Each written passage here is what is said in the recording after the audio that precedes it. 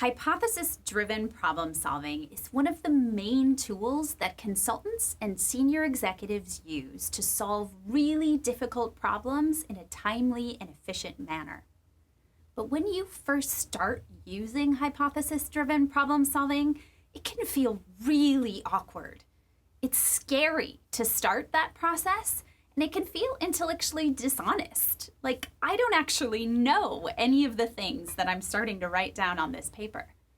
It certainly felt that way for me. And it wasn't until I was several months into my career as a consultant that I really understood the full power of the hypothesis-driven problem-solving method. I was at an automotive client as a junior associate.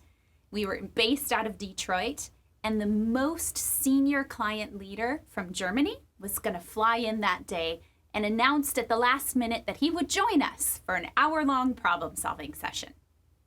Well, my engagement manager looked at me and said, "We need something to talk about, so why don't you just fill out 3 to 5 bullet points on this topic?"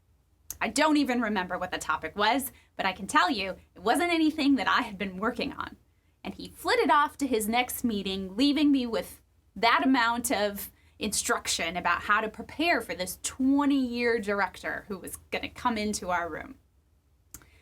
So I sat down on my computer, pulled up a PowerPoint, put my hands on my keys, and sat there.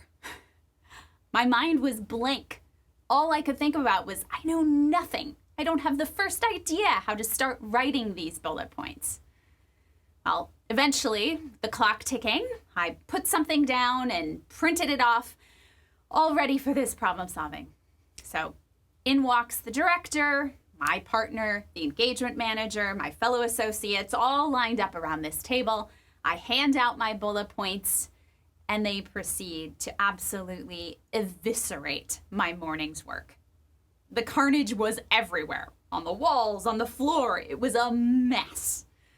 I was in total shock. And it must have been pretty clear on my face, because the senior partner from Germany pulled me aside and said, "Marja, that was one of the best problem solvings I've had in a long time." I was stunned. Pretty sure my jaw was on the floor, but I picked it up and stammered something about, "But it was all wrong." And he laughed at me and he said, "But you made us talk about everything that was important. By the end of this 60 minutes, we have a client-ready deliverable to share. And we couldn't have done it without the work that you'd done to prompt the conversation." And off he went to his next meeting that he was undoubtedly already late for. So I stood there in the hallway and let it wash over me. And then the light bulb started going on. It was never about being right. It was only about starting a conversation with lots of smart people, some of whom were experts in the industry or the function, that would allow us to get to right. And we ended up in an hour coming up with something that would have taken me weeks to do on my own. So then I understood the power of hypothesis-driven problem solving is in creating the right conversation. It gets you to right, but you don't have to start there. So, some tips for you to begin harnessing the power of the hypothesis-driven problem-solving method. Make it up. Going from a blank piece of paper to something, anything, is the hardest part. Lower the emotional burden by recognizing that something is always better than nothing.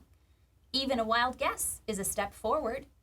And remind yourself, it's not about being right, but about beginning a process that will get to right. Be wrong in the right way. While you are making it up, concern yourself more with being structured and complete. That is, identifying a good set of categories or elements that represent the full spectrum of the eventual answer, then with getting those elements correct.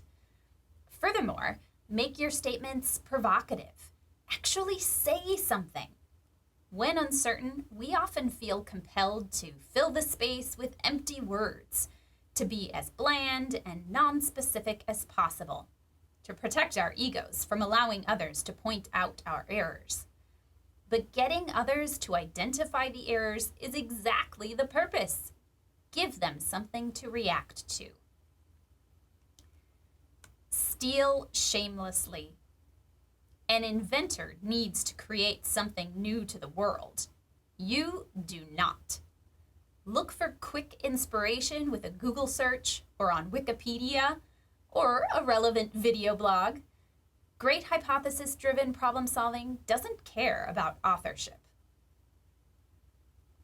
Make it better, aka iterate, iterate, iterate.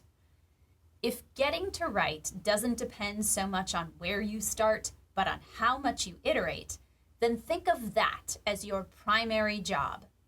Drive the pace by getting your work in front of as many smart people as possible in rapid succession and incorporating that feedback thoughtfully after every interaction. Thoughtfully is a key word here.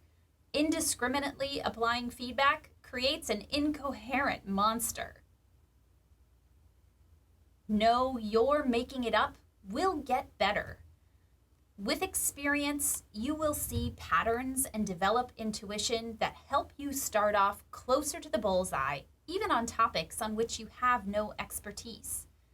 After almost 20 years of consulting, my hypotheses tend to be pretty good.